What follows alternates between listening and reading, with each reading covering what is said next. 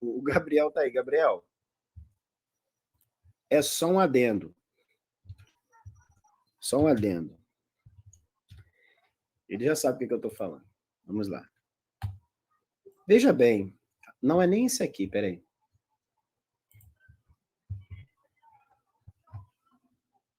Vamos lá. Aqui, ó. Tá até marcado aqui, ó, para você ver. Veja bem, o Gabriel, Denilson, né? Denilson. Vamos lá, Denilson. Você já ouviu falar em Iavé da Terra Xaçu? O nome dele é Cássio, se for. Cássio. Você já ouviu falar em Iavé da Terra Xaçu? Não. Esse é o grande problema.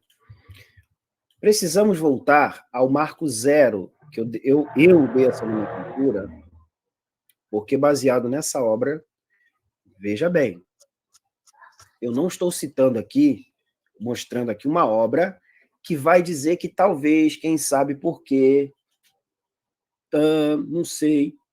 Não. Uma obra que trabalhou a origem do nome, rastreou. Primeiro que você vai voltar em cerca de 1970, por aí, quando foram descobertos documentos egípcios. Está prestando atenção, Nido? Não está dando para ver aqui. Documentos eu às vezes pela televisão. Egípcios. Presta atenção. E é justamente esse documento em que aparece a primeira menção a isso aqui, ó. Eu vou explicar esse símbolozinho aqui, que vai ser, na verdade, deixa eu desmistificar, Iavá. Aqui vai ser tido como um vá, esse tipo um trezinho aqui que vocês estão vendo. Tá vendo? Vamos lá. O Fleming vai dizer o seguinte, que no centro de qualquer avaliação das primeiras evidências de Javé deve estar um par de textos relacionados a locais egípcios do Novo Reino no norte do Sudão. Um de Soleb, deixa eu explicar aqui, Soleb é um local que, inclusive, RC, muitos apologetas utilizam-se dessas inscrições egípcias em Soleb, no templo em Soleb, para trazer a seguinte narrativa. Olha, em Soleb, ali no domínio egípcio, encontrou-se uma lista em que aparece várias divindades e o nome de Javé. Só que não. Veja bem, eu vou pular para a gente poder entender. Só vou frisar aqui, ó. Memorizem. Reinado de Amenhotep III, 1390 a 1352, e a segunda de Amará Oeste, durante o reinado de Ramsés II. Vamos lá, o que ele trouxe? Que ambas são inscrições monumentais para exibição em templos, ou seja, para exibir alguma coisa. Lista de lugares e povos que criaram um mapa do mundo antigo. Achou-se, veja bem, nesse templo, uma lista de povos que foram feitos prisioneiros pelo Egito. E essas inscrições foram frisadas ali, desenhadas na coluna do templo, eu vou mostrar, para exibir, quem entrasse no templo, exibir os prisioneiros. Esses prisioneiros, alguns, tinham uma inscrição ou tinham algum tipo de... como é que se diz mesmo? Origem, um local em que já tinha um nome, por exemplo, Soleb, Jerusalém, um exemplo. E daí, quando levaram presos, os escribas que catalogavam de onde é, de tal lugar, aí colocava fulano de tal, Xaçu, tá? Xaçu, terra, tal. E justamente achou-se um tal de Xaçu, terra, ou terra Xaçu, uma terra desconhecida. Só que Xaçu vai ser conotado como aqueles que vagam, basicamente sem destinos. Como vocês estão entendendo a linha de raciocínio? Está dando para entender, né? Está dando para entender, né, RC? Tá dando para entender. Como não se tem uma origem desses tais de chassus, o que eles vão fazer, RC? Vamos dar uma nomenclatura. Vamos colocar terra, chasso, ou aqueles que vagueiam pela terra, e vamos colocar uma inscrição para eles. E Yahvé, que na verdade era uma inscrição egípcia, ela foi transliterada e adaptada para o hebraico depois. Na verdade, para o dialeto cananeu, ugarítico, inscrições uniformes. Mas no manuscrito em que foi encontrada esta lista, no templo, está em egípcio, em hieroglíficos. E pela primeira vez surge a ideia de Yahvé. Mas eu falei de divindade até agora, gente? Não. Eu estou falando de uma nomenclatura que Yahvé, vocês vão ver o que vai querer dizer com isso. Vai ser algo bem pejorativo, não tem nada de divindade, foi apenas uma marca dada para esses prisioneiros. Veja bem. E aí, olha o que ele diz. Este material é muito mais antigo do que qualquer referência potencial a Yahvé.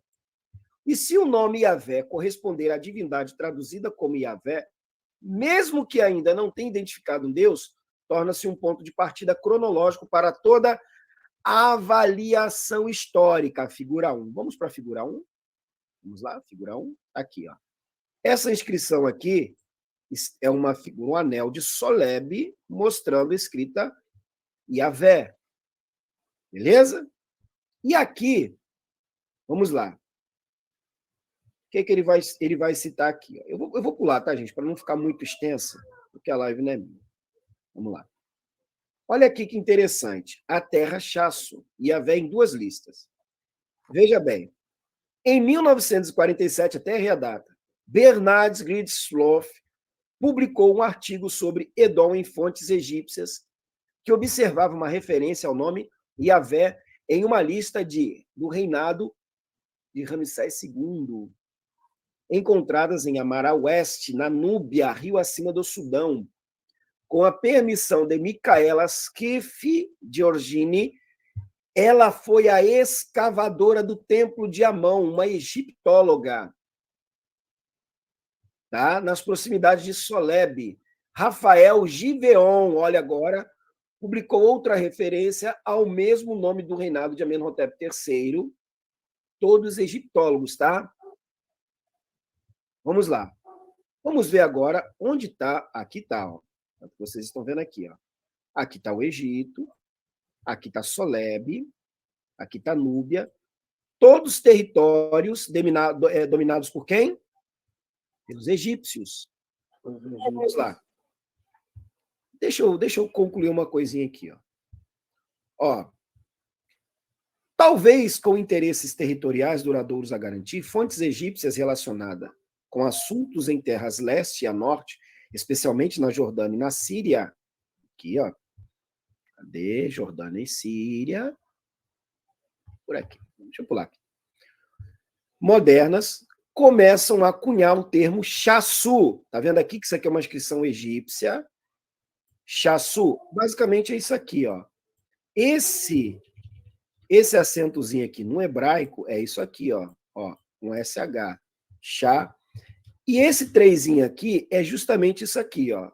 É como se fosse uma vocalização. Chá, como se fosse uma vogalzinha.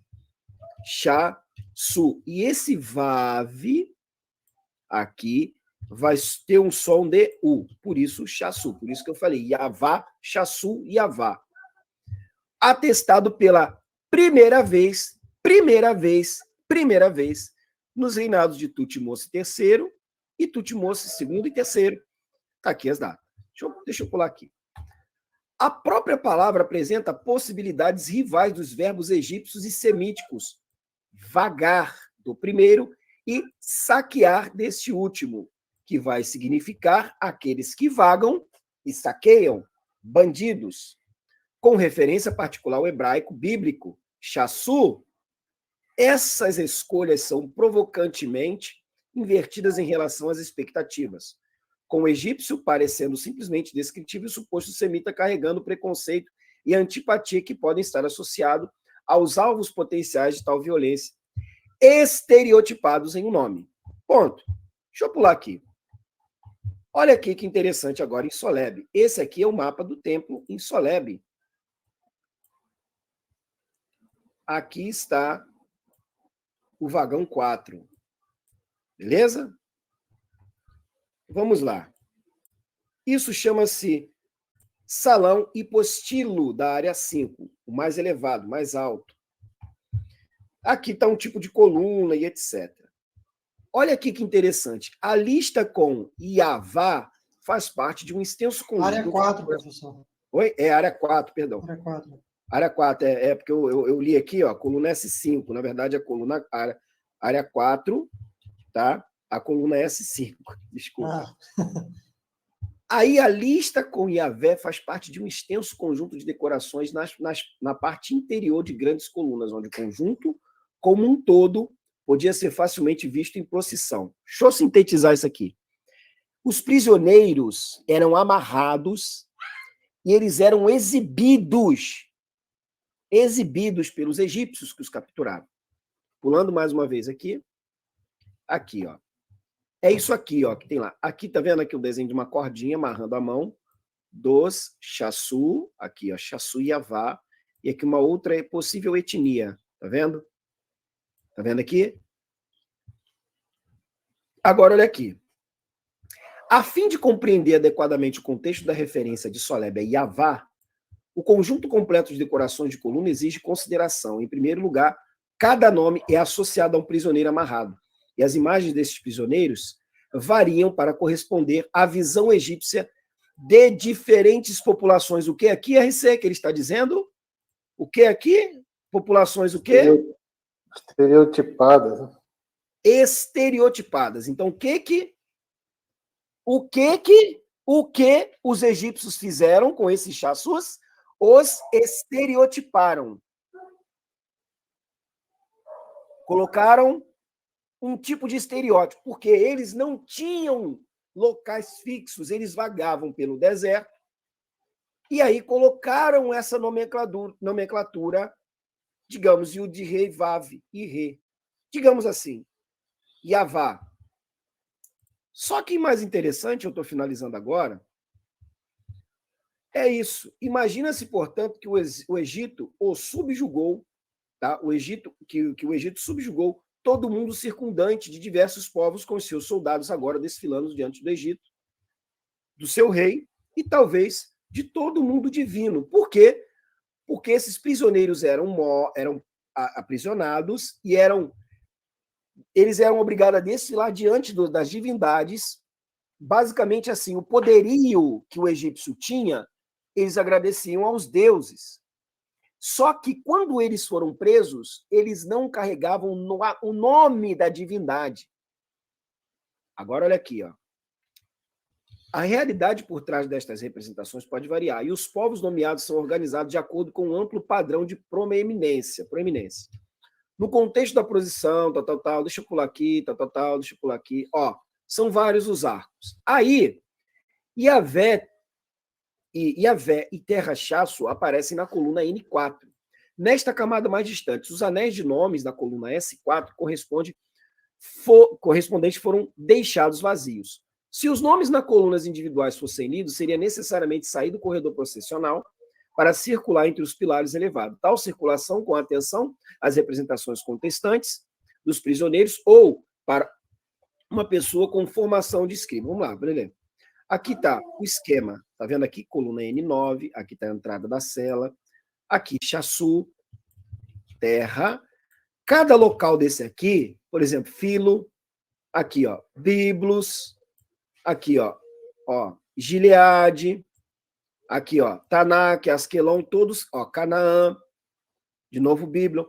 E aqui, terra, chasso. E os nomes. Beleza? Aqui está toda a nomenclatura. Agora deixa eu falar.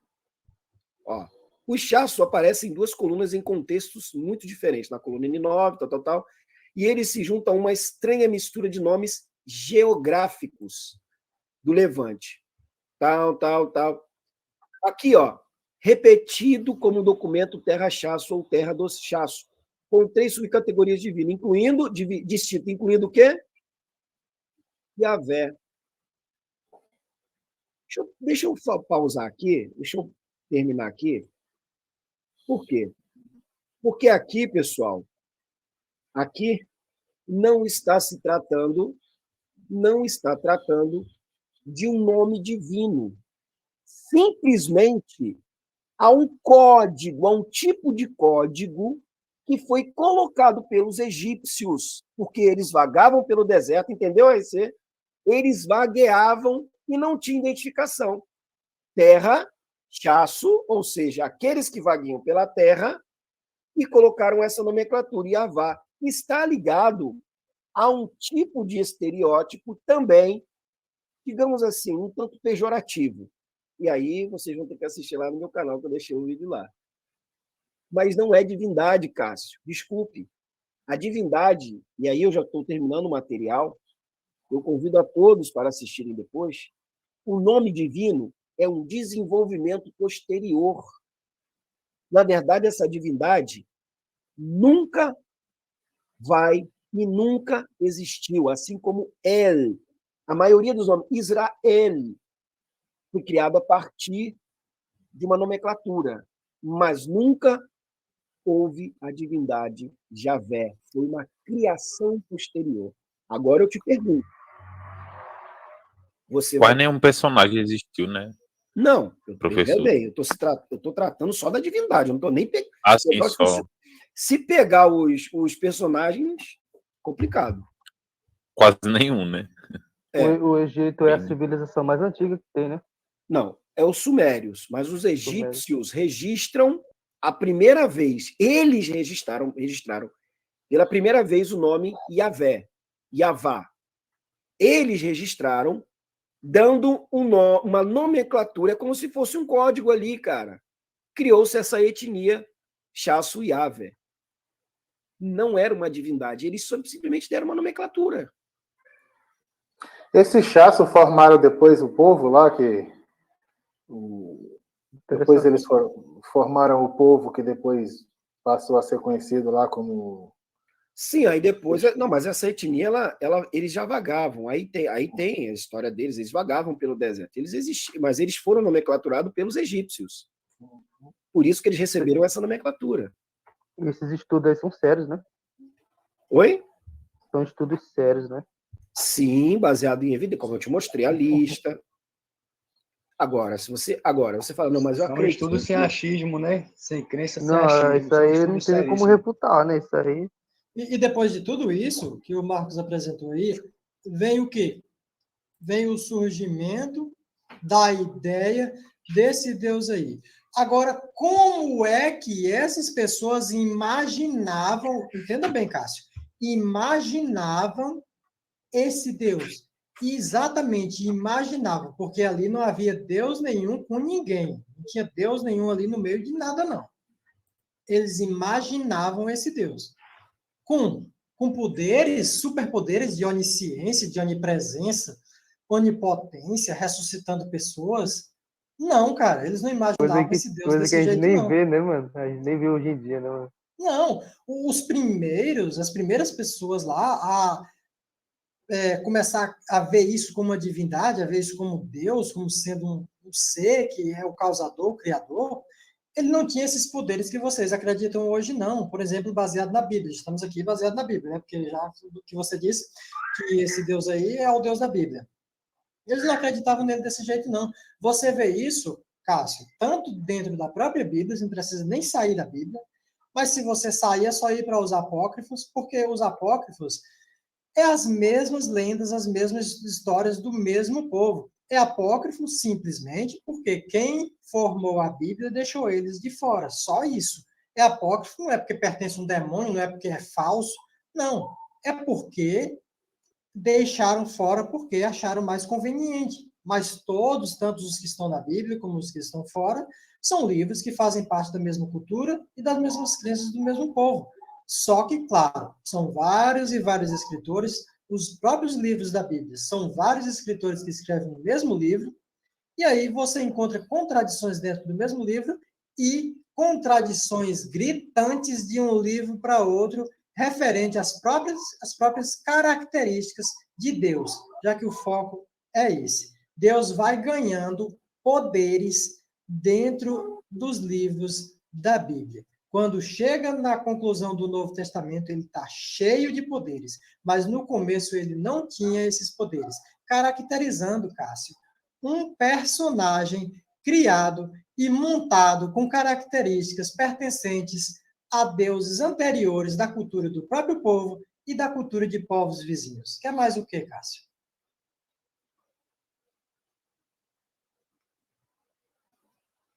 Agora deu um nó na cabeça do Cássio. Ô, Cássio, vê só, Cássio. Um Agora conselho deu um que eu nó te na- daria era você estudar um pouquinho, procurar mais informação, que nem eu estou buscando informação em todo canto aí, de várias coisas, tá entendendo? E não deixar de acreditar em um ser, né? Que um ser superior, mas sempre buscar informação com a mente aberta para tudo, tá entendendo? Sem mutar suas crenças, seus achismos, essas coisas aí, porque isso dificulta muito a gente aprender, tá entendendo? É um conselho que eu posso lhe dar aí, meu filho. Porque ó, o que o Mago da NASA está falando aí é algo bem óbvio, bem lógico para quem quer aprender. A gente está apresentando aqui fontes, fatos. Eu, na verdade, eu estou apenas sugerindo, não cheguei a apresentar aqui, mas estou sugerindo que você leia, por exemplo, a própria Bíblia e você vai encontrar o que eu falei aqui. O Marcos apresentou aí imagens. E olha que eu nem falei tudo, hein? Imagens dessas tábuas aí, estelas, eu não sei o que é, né? Não sei se é tábuas, estelas. São detritos do templo de Soleb, e ainda tem a imagem, ainda tem a lista com todos os prisioneiros, e a primeira menção a essa nomenclatura Yavá, primeira menção. Tem mais coisa ainda, cara. Pronto, aí, pelo que parece, né? São coisas escritas em colunas, paredes e coisas assim, e aí tá os pedaços, né? Pedaços. Então, são materiais. São coisas provadas, não é invenção, achismo, não é contexto criado por alguém, baseado em texto, não é isso. Ele está trazendo o material e está apresentando para você. Então, isso aqui é estudo, isso aqui é pesquisa, aqui é busca e análise da realidade para você chegar a uma conclusão da veracidade. Independente de ser o que você acredita, o que você acha, o que você queria que fosse ou não. É a verdade, a veracidade. Isso